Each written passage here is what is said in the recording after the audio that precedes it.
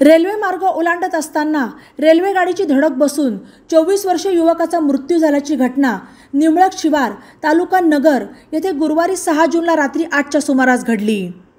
कुमार भगवान शिरसाट राहणार निंबळक तालुका नगर असे मयत युवकाचे नाव आहे।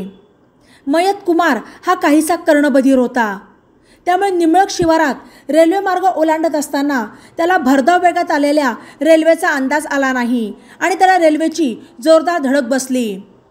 त्यात तो गंभीररित्या जखमी झाला।